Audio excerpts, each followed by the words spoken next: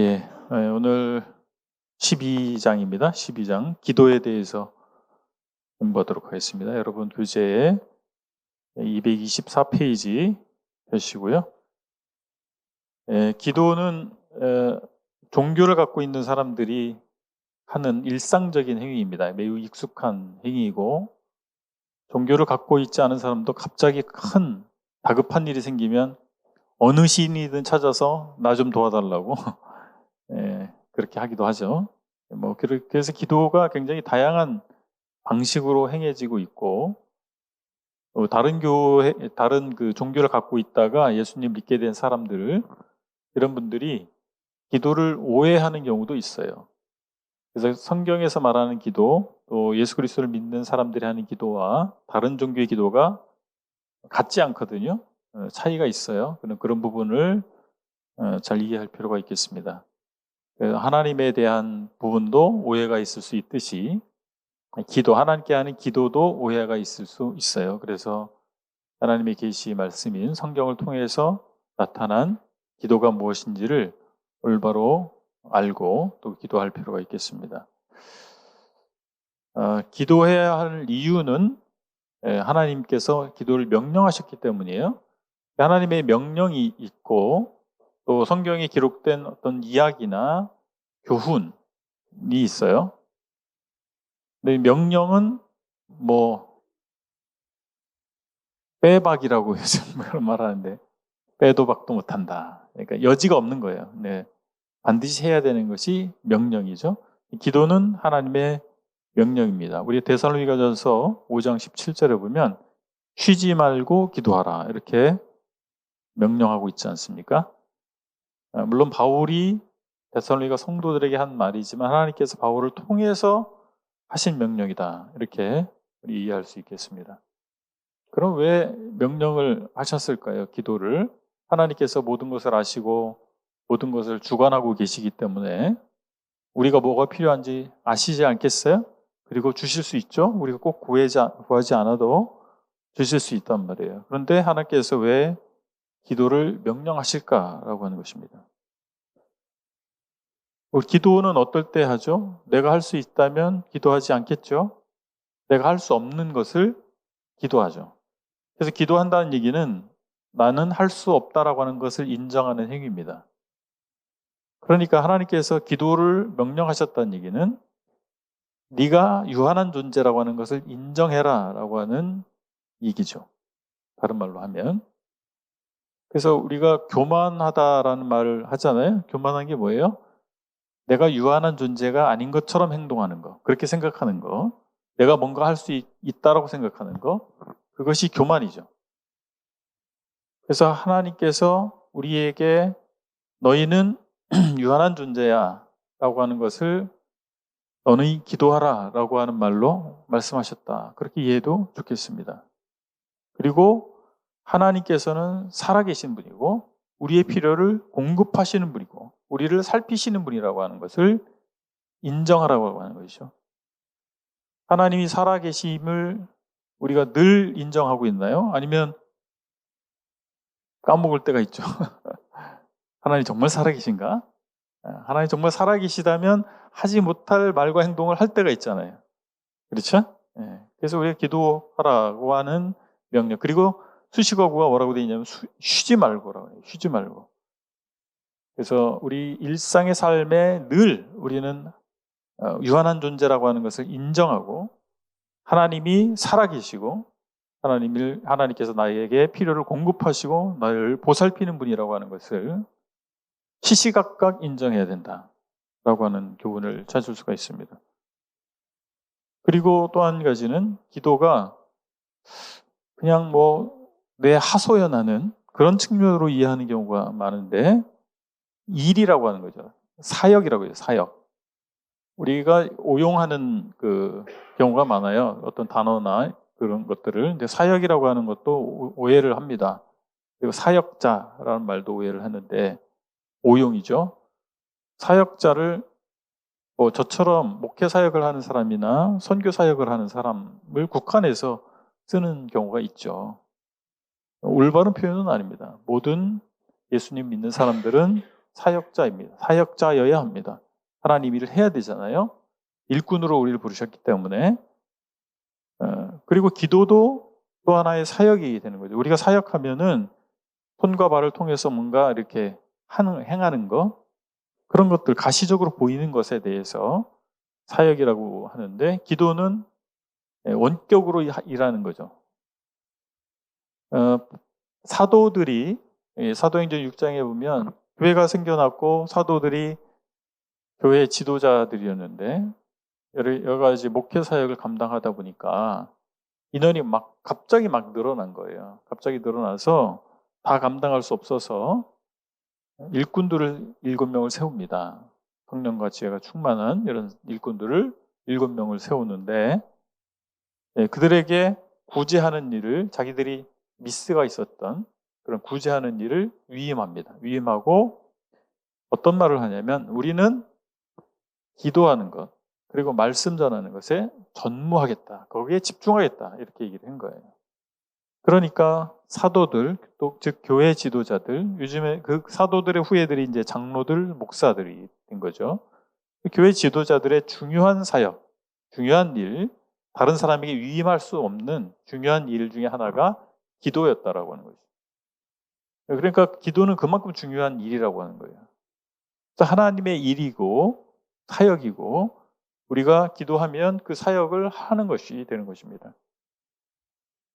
복음, 그리고 교회를 세우는 거, 이런 것들이 기도가 없이는 될 수 없다 라고 하는 것입니다. 그래서 우리가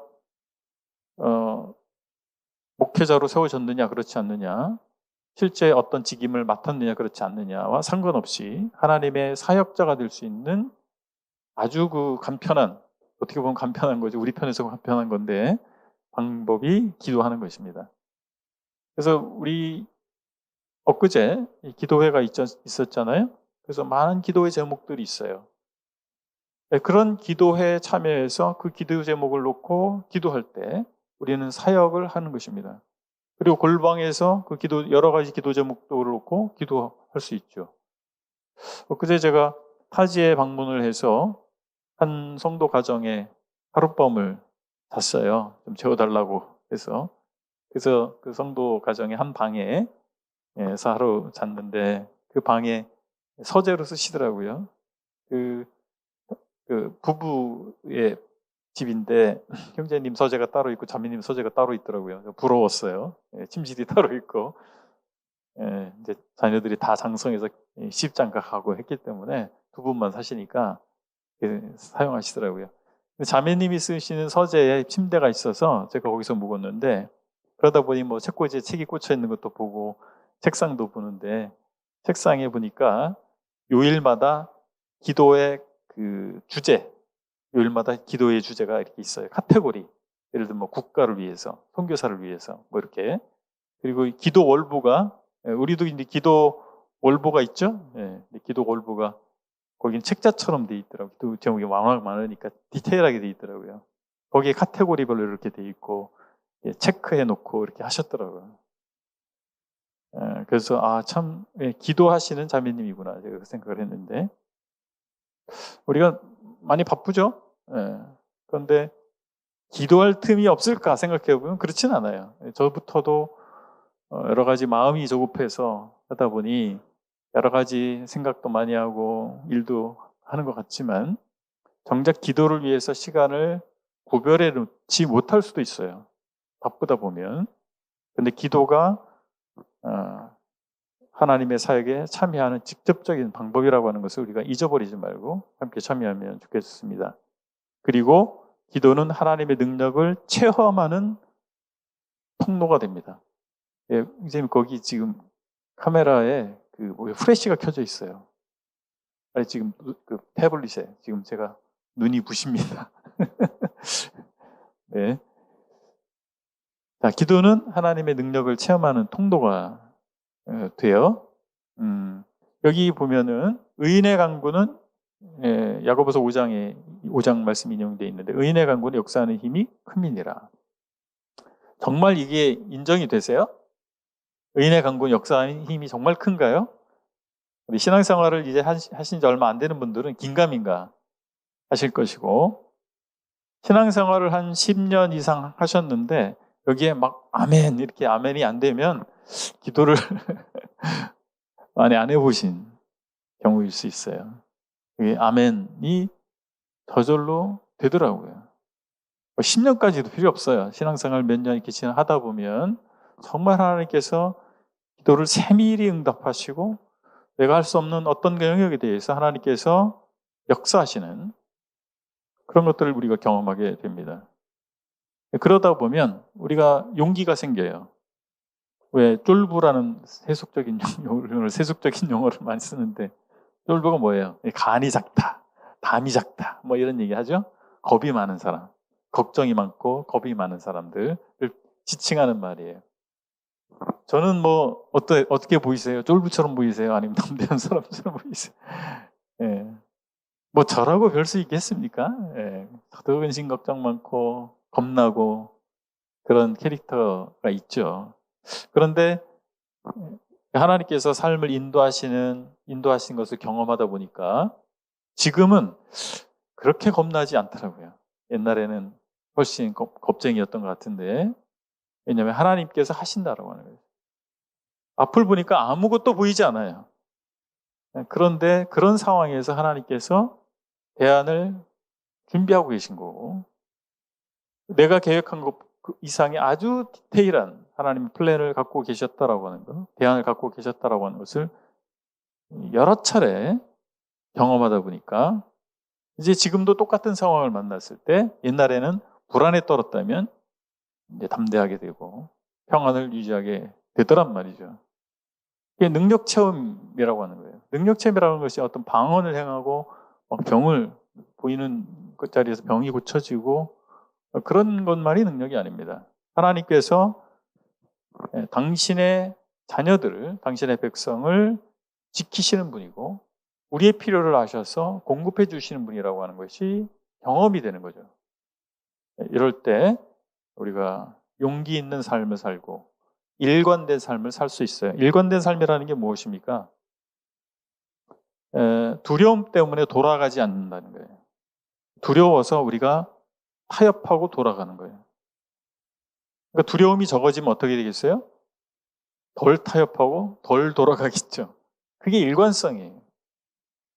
여러분, 여러 가지 이유로 주일 예배에 참석해야 돼, 말아야 돼를 고민을 한다면 요즘 아직 일관성이 있지 못한 거죠. 그렇죠? 피치 못할 사정이 어쩌다 한번 생길 수도 있는 거예요.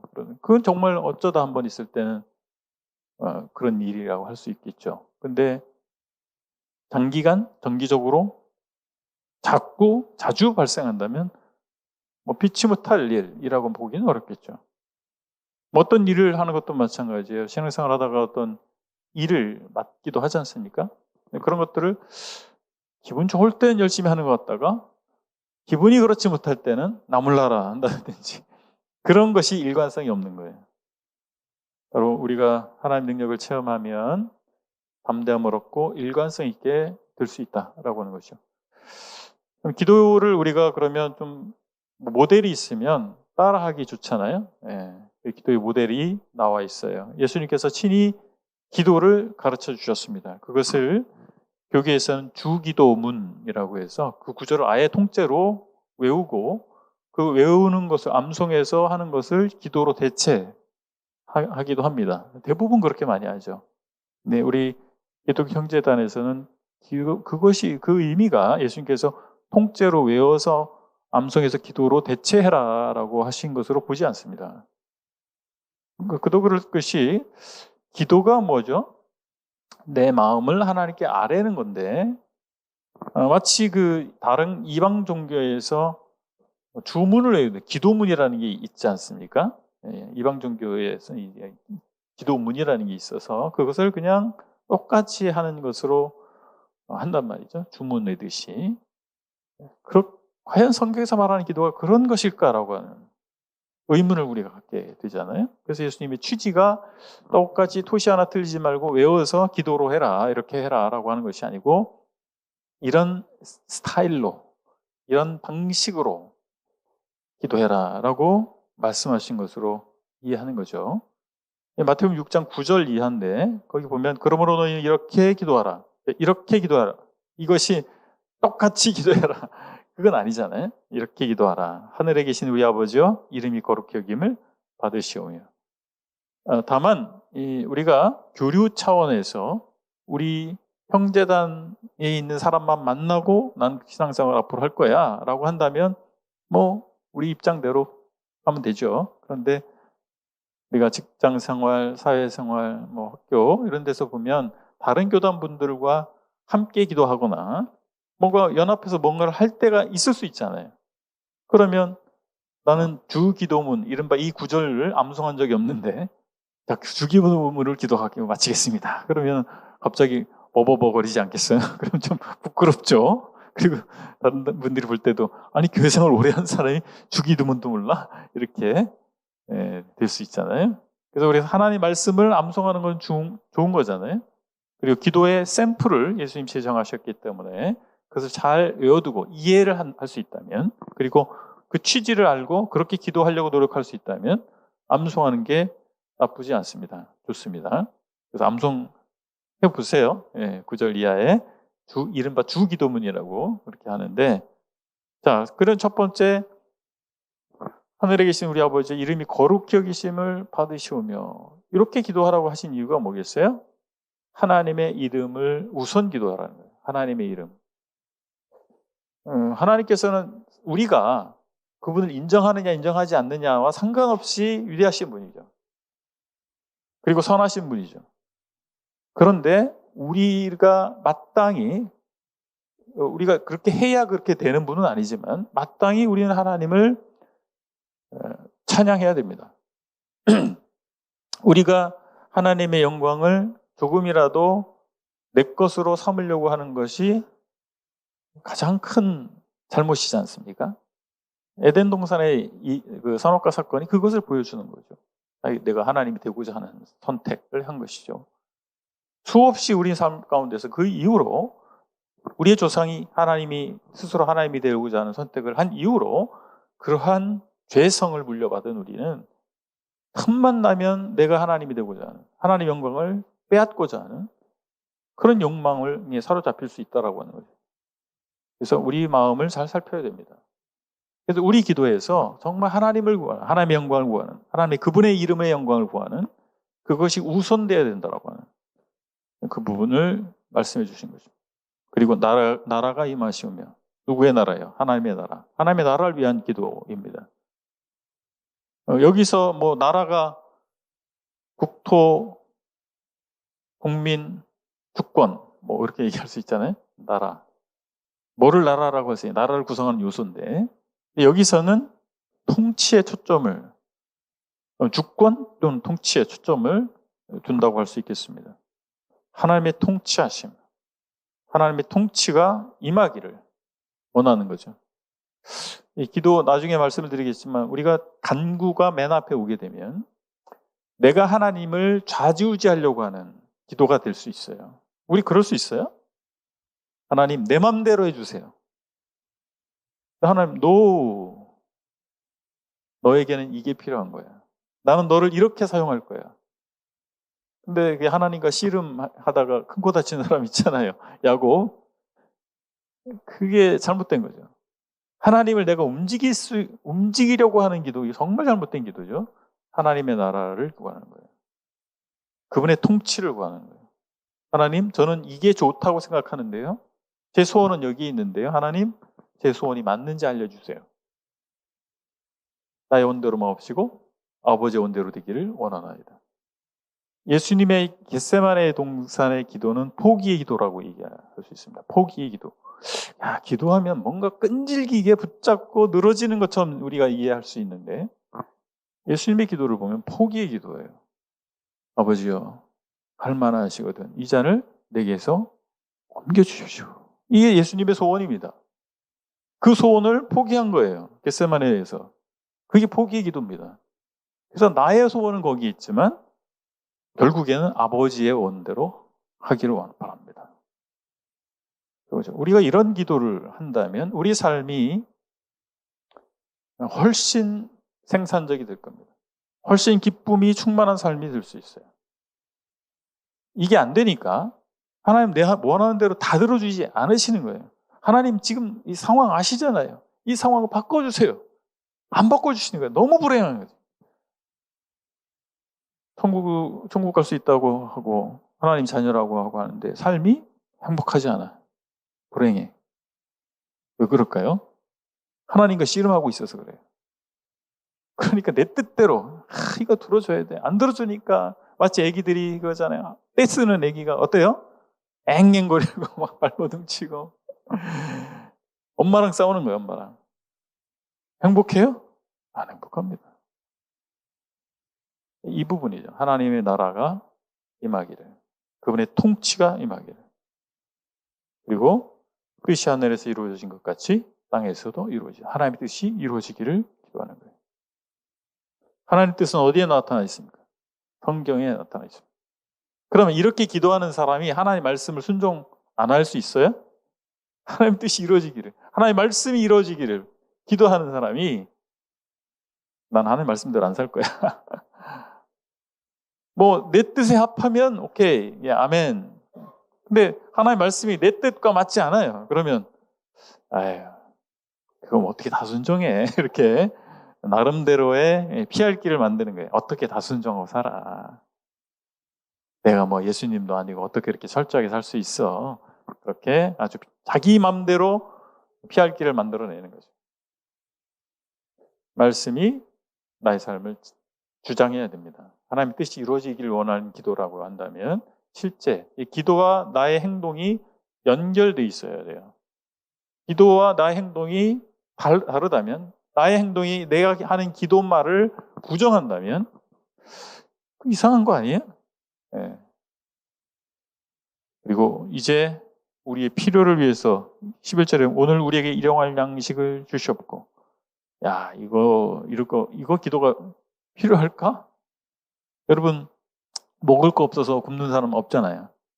아이, 뭐, 삼시세끼 못 먹는 사람도 없는데, 필요할까? 라고 하는 거죠. 여러분, 1세기의 기독교인들을 생각해 보세요. 1세기.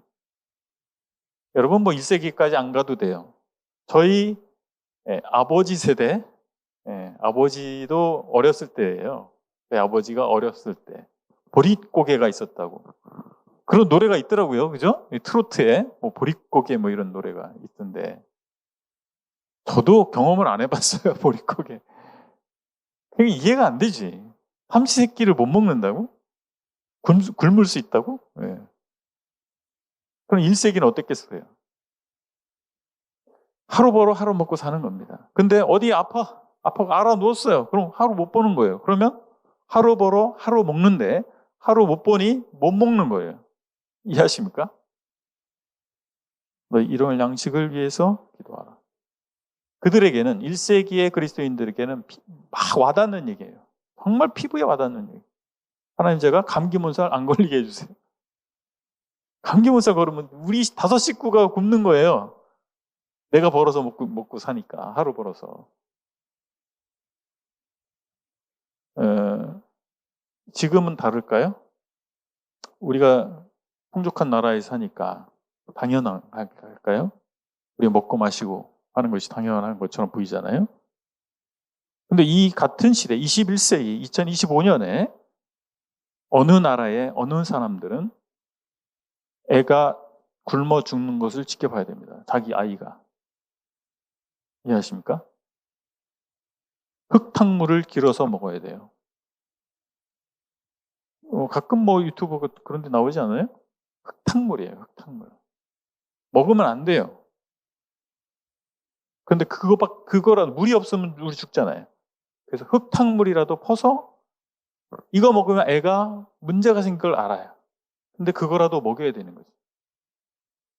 2025년 지금 현재예요. 현재 그런 일이 벌어지고 있는 겁니다.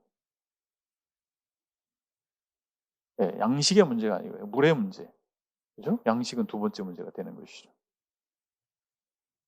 우리가 하나님께 알아야 돼요. 이것에 감사해야 됩니다.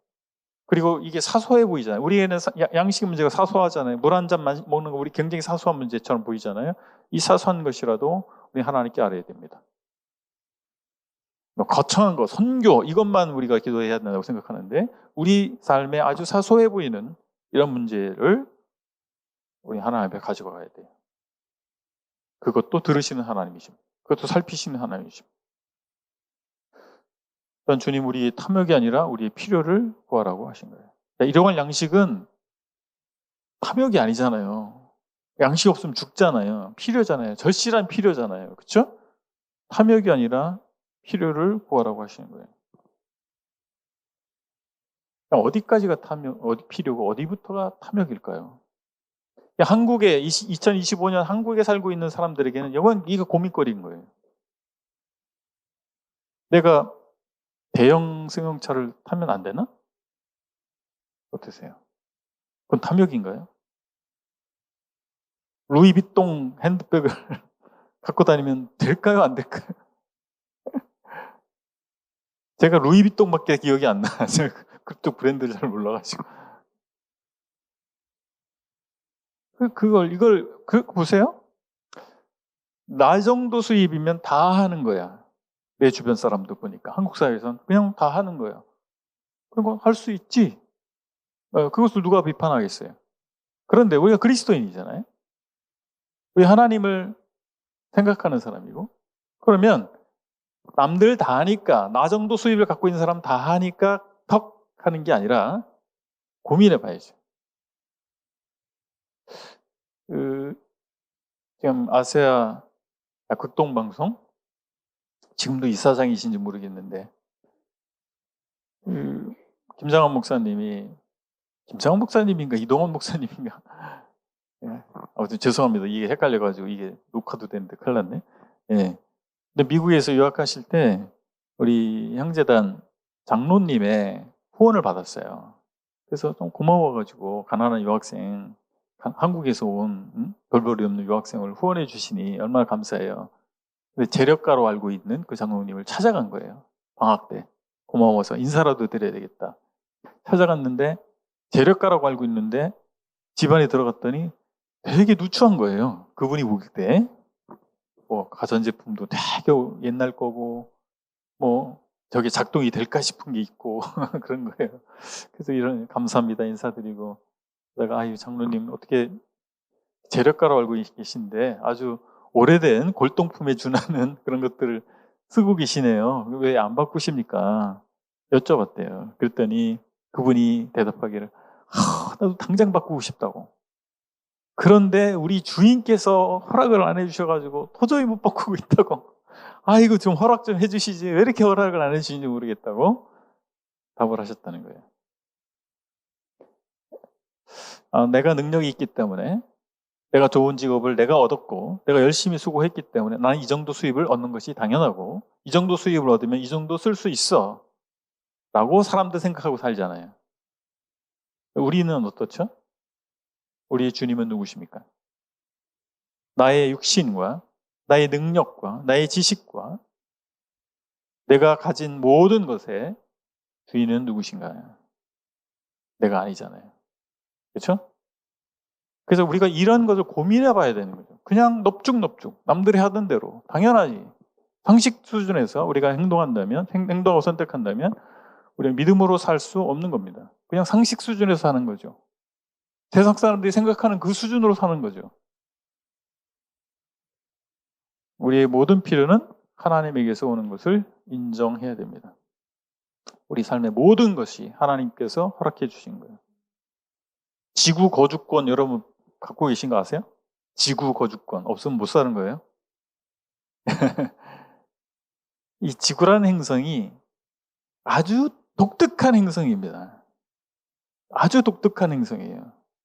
일반적이지 않아요. 일반적인 행성의 모습은요, 사람이 살 수 없는 곳입니다. 생명체가 존재하지 않아요. 지금 관측 가능한 우주라고 하는데 이 우주를 지금 사람들이 망원경 이제 대기권 밖에 망원경을 설치해 놓고 막 살펴보고 제가 그런 영상도 재밌어 하는데 아주 고화질에 아직까지 발견 못했어요. 지구처럼. 생명체가 존재하고 사람이 살 수 있는 행성을 발견하지 못했어요. 추정만 하는 거죠. 확률로 따져보는 거예요. 이렇게 많은 별이 있는데 있지 않을까?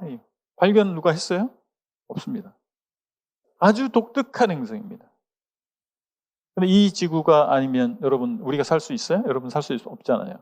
근데 이 지구라는 행성, 이 집의 주인이 누구십니까? 여러분 월세 낸 적 있습니까? 전세 계약한 적 있어요? 소유권을 받은 적 있어요? 살고 있지 않습니까? 지구가 아니면 우리 살 수 없습니다. 그럼 지구에서 있는 많은 또 혜택들이 있죠? 햇빛을 적절하게 받고 있고, 물을 마실 수 있고, 농작물을, 수확을 얻을 수 있고, 이런 모든 것들을 다 누리고 있잖아요. 당연한 게 아닙니다. 결코 당연한 게 아니에요. 이 우주론적 측면에서 볼 때 이것은 당연한 게 아니고 아주 희귀하고 아주 독특한 것이라는 거예요. 그걸 인정합니다. 아무리 노력해도 우리가 안 되는 것들이 너무나 많은 거예요. 방금 전에 제가 얘기했잖아요. 그곳에서 물이 없어서 흙탕물을 자식에게 먹여야 하는, 여러분 그곳에 태어났다면 여러분 어떻게 살고 있을까요? 이런 좋은 옷 입고 있을까요? 하루 삼시세끼 먹을 수 있을까요? 대학 나올 수 있을까요? 태블릿 쓰고 있는데 이런 태블릿 소유할 수 있을까요? 자동차 소유할 수 있을까요? 절대 불가능합니다. 우리가 당연하다고 생각하는 것이 그들에겐 절대 당연하지 않아요. 그곳에 태어났다면 여러분 누리고 있는 모든 것들이 하나도 당연하지 않게 될 거예요. 그럼 그들은 왜 거기서 태어났고 저와 여러분들 왜 여기서 태어났나요? 알 수 없어요. 놀라운 축복을 받은 거예요. 그럼 대한민국이 태어났다 할지라도 1950년에 태어났으면 어떻게 됐을까요? 1950년. 살아남지 못했을걸요. 굶어 죽거나 폭탄 맞아 죽거나. 그거죠. 우리 다 알 수 없지만 현재 우리가 누리고 있는 것들은 축복이다라고 하는 겁니다. 그리고 이어서 우리가 무엇을 위해서 기도해야 됩니까? 우리가 우리에게 죄 지은 자를 사하여 준 것 같이 우리 죄를 사하여 주옵시고 우리 관계를 위해서 기도해야 됩니다. 용서의 덕목이 실천되지 않으면 관계 회복이 있을 수 없는 거 아시죠? 용서가 안 되면 관계 회복이 될 수가 없는 거예요. 그러니까 우리는 다 죄인이에요. 내 주변 사람만 죄인이고 나는 죄인이 아니고 그런 게 아니라 우린 다 죄인이에요. 용서받은 죄인. 맞죠? 용서받은 죄인. 믿지 않는 사람들은 아직 용서 안 받은 죄인. 다 죄인이에요. 우리 뭐 대단한 사람처럼 우리 착각하면 안 됩니다. 그게 교만해지는 거예요. 바리새인이 되는 거예요. 우리가 은혜로, 하나님 은혜로, 내가 뭐 이렇게 잘난 것도 아닌데 하나님 은혜로 복음을 듣게 하시고 또 믿을 수 있게 여러 가지 상황들이 조성이 된 거 아니에요. 그래서 믿게 된 거죠. 은혜죠. 내가 잘난 거 하나도 없는데. 근데 여전히 나도 죄성을 가지고 있잖아요. 그래서 우리가 완벽하지 않습니다. 말, 행동을 통해서 누군가에게 상처를 줄 수 있는 거예요. 또 다른 사람도 나에게 마찬가지고요. 그럴 때 우리가 필요한 것이 뭔가요? 용서입니다. 용서. 제가 옛날에 한참 옛날 얘기인데 도저히 용서되지 않은 거예요. 믿음 안에 있는 어떤 분들이 도저히 용서가 되지 않아요.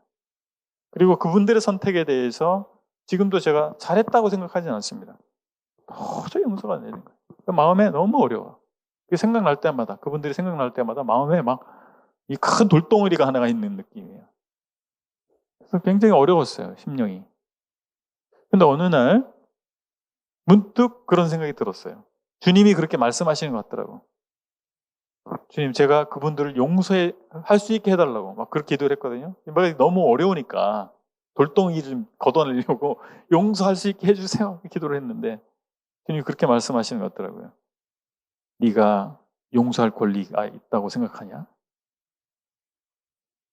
그러고 보니까 내가 용서할 권리가 있다고 생각한 거예요. 그분들을 내가 뭐 이렇게 이렇게 놔줄 수 있고 그렇지 않을 수도 있고 이런 생각을 하고 있었던 것 같더라고요. 아니죠, 주님. 저 용서할 권한이 있는 건 아니네요. 의무가 있는 거네요. 의무가. 하나님 나를 용서하셨잖아요. 그렇죠?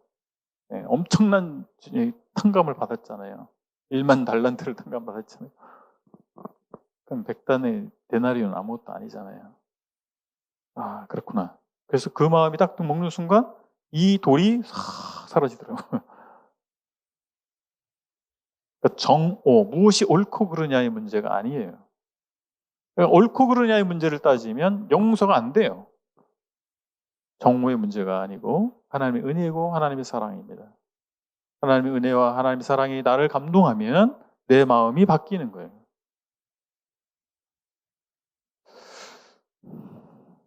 우리 시험에 들게 하지 마시고 다만 악에서 구하옵소서. 우리가 정말 시험에 드는 이유는 외부에 있지 않아요. 우리 내부에 있다는 사실이에요. 아무도 그런 생각 안 하는데 혼자 막 그런 생각하는 거예요. 여러분, 그 내성적인 사람의 특징이 버스를 딱 타면 사람들이 나만 보는 것 같아. 앞에서 타잖아요. 그럼 이 승객들이 나만 쳐다보는 것 같아. 고개를 못 들고 이렇게 아무도 관심 없거든요. 근데 자기만 그렇게 생각하는 거예요. 예를 든 거예요. 아무도 그런 생각하지 않아요. 내가 그렇게 여기겠지. 그럴 거야. 내가 그렇게 정의하고 절정하고 고통하는 것입니다. 그래서 시험에 빠지는 거예요. 그래서 우리의 마음을 놓고 기도할 필요가 있다. 그리고 돌이킬 필요가 있고, 내가 잘못했으면 돌이켜야 되고, 이웃을 용서해야 되고, 내가 잘못한 것이 있으면 사과해야 되고, 그 일들이 일어나야겠죠. 기도의 종류를 좀 볼까요? 성격상 보면 먼저 자백과 회개의 기도가 있습니다. 자백과 회개. 요한일서 1장 9절에 보면 만일 우리가 우리 죄를 자백하면 그는 미쁘시고 의로우사 우리 죄를 사하시며 우리를 모든 불의에서 깨끗하게 하실 것이요. 그래서 우리가 아까도 말씀드린 것처럼 죄성을 가지고 있기 때문에 의도치 않게 또는 의도적으로 죄를 범할 수 있어요. 근데 그때 즉시 돌이켜야죠. 하나님 앞에 회개해야죠. 하나님 잘못했습니다. 경건한 삶은 계속해서 자기를 돌아보고 돌이키는 것에서 이루어집니다. 그것이 안 되면 예배도 안 됩니다. 사실 제가 예배에 대해서 지난번에 말씀을 드릴 때 그 얘기했잖아요. 회개하고 오셔야 돼요. 아니면 여기 와서 회개하시든지. 지난 일주일간 퍼펙트한 삶을 사셨어요? 100% 완벽한 삶을 사셨어요? 그렇다면 뭐 회개할 게 없겠죠. 그렇지 않다 할 것 같으면 회개하셔야 돼요. 회개하고 예배 드리는 겁니다. 그냥 아무 생각 없이 자기를 돌아보지 아니하고 그냥 와서 시간 됐으니까 날짜가 됐으니까 와가지고 그냥 앉아 있어서 그렇게 이거 굉장히 형식화된 신앙이죠. 철저하게 자신을 성찰을 해야 됩니다. 성찰의 능력이 신앙의 성패를 좌우합니다. 성찰. 잘못된 길을 가고 있는데 몰라요. 그럼 계속 가겠죠. 이상한 데로 가는 거예요. 그러니까 성찰을 하면 어때요? 잘못된 길로 접어들었다가도 바로 알고 바로 돌이키겠죠. 그리고 찬양의 기도가 있습니다. 이 백성은 내가 나를 위하여 지었나니 나를 찬송하게 하려 함이니라. 이사야서 43장 21절이 맞을 겁니다. 오타가 난 것 같은데. 하나님 찬양하는 기도. 찬양은 뭐예요? 하나님 나를 위해서 뭘 해주셔서가 아니에요. 그냥 그분은 그냥 찬양받기 합당한 분이에요. 사람들이 연예인을 찬양하잖아요. 연예인이 뭐 해준 것도 없는데. 그죠? 연예인 찬양 많이 하는데, 그 이해하기 쉽죠. 하나님 찬양이 무엇인지. 뭔가를 해주셔서가 아니에요. 그냥 그분 자체로 찬양받기에 합당한 분이에요. 감사의 기도가 있습니다. 감사는 하나님께서 나에게 뭘 해주신 거예요. 나를 창조해 주셨어요. 나를 구원해 주셨어요. 나의 삶을 인도하고 계세요. 나로부터 영광 받으세요. 감사의 제목이 많죠. 리스트를 한번 써보시면 좋아요. 감사의 제목 1번부터 쭉. 그러면 정말 감사가 넘치는 삶을 살 수 있습니다.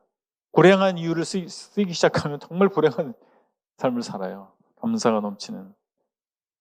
중보기도는 나 외에 다른 사람이나 다른 어떤 일을 위해서, 내가 하는 일이 아닌 다른 일을 위해서, 다른 사람이 하는 일을 위해서 하는 기도가 이제 중보기도죠.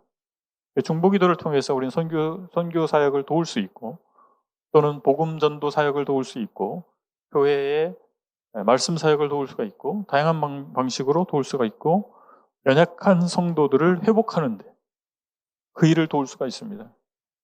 그래서 성도의 이름을 딱 놓고 이분이 뭐가 필요한지를 기도하게 되면 정말 그분에 대한 관심이 생기고 그분을 사랑하게 됩니다.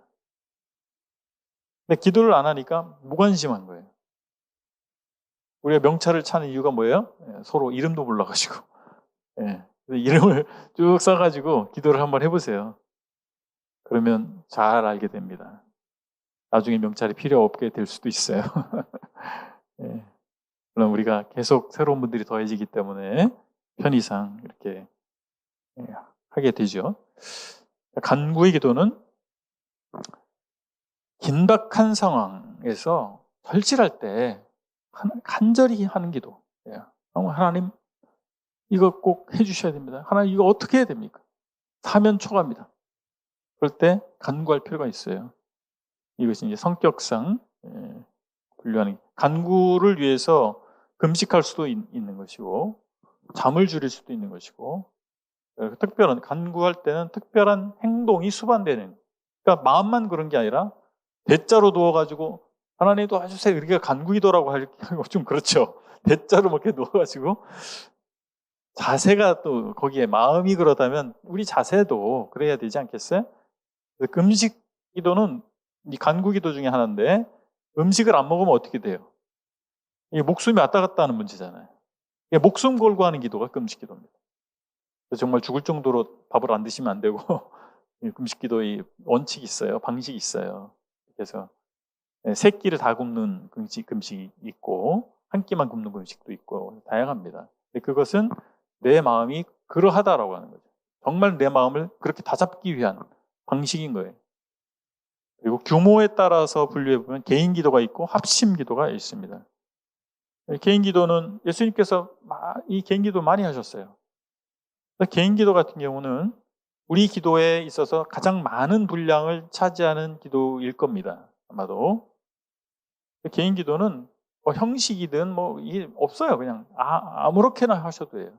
아무렇게나라고 하는 것이 막 하라 이런 게 아니고 다양한 방식으로 할 수 있는 거죠. 눈을 뜨고 할 수 있고 눈을 감고도 할 수 있고 무릎 꿇고도 할 수 있고 서서 할 수도 있고 걸어가면서도 할 수 있고 엎드려서도 할 수 있고 운전하면서 할 수도 있고 다양한 거죠. 개인 기도는. 골방에서 할 수도 있고 다양합니다. 합심 기도는 함께 하는 거예요. 마태복음 18장에 기도의 힘이 모아질 때 나타나는 유익과 에너지를 얘기하시는 거예요. 유익과 에너지. 교회가 함께 모여서 직접적으로는 바로 이 과오를 범한 범죄한 성도에 대한 문제를 치리하기 위해서 함께 기도하는 장면을 사실 말씀하고 있는 것입니다. 두세 사람이 내 이름으로 모이는 것을 내가 함께 하겠다라고 하는 것이 대표적인 케이스로 그렇게 나와 있지만 합심 기도에 대한 교훈으로 우리가 취할 수 있습니다. 그래서 함께 하는 기도는 훨씬 에너지가 있는 거예요. 하나님께서 주목하시는 거예요. 개인 기도도 보시지만 우리 함께 모여서 기도할 때 하나님 주목하시는 겁니다. 우리가 참 기도가 어려워요. 그렇지 않아요? 기도 집회는 인기가 없어요. 기도 집회 잘 나오십니까? 그리고 거기서 역사하는 그 역사의 체험, 기도의 응답의 체험을 갖고 계세요? 그러면 열심히 나오세요. 근데 안 해보니까 응답의 체험도 없어. 그러니까 계속 안 하는 거예요. 우리가 기도회가 많지 않은 교회여서 청주교회 한 달에 한 번. 물론 자매님들 기도회가 있지만 교회 전체적인 기도회는 한 달에 딱 한 번이에요. 한 달에 한 번도 참 아쉬움이 있죠. 많이 열의를 갖고 모이진 않으세요.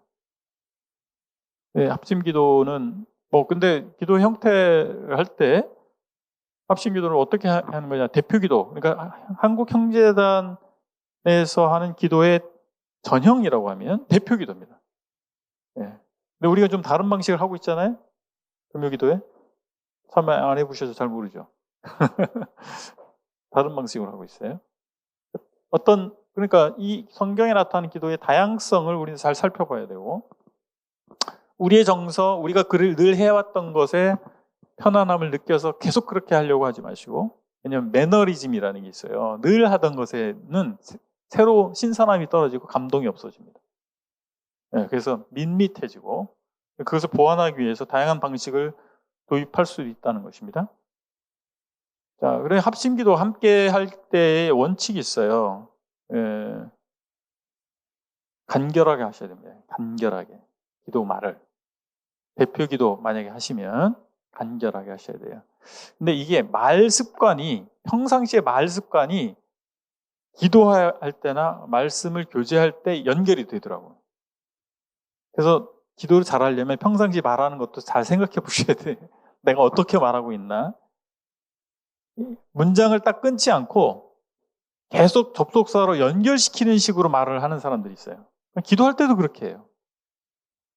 하나님, 저희를 위해서 역사하시고, 돌아보시고, 지지해 주시고, 공급하시고.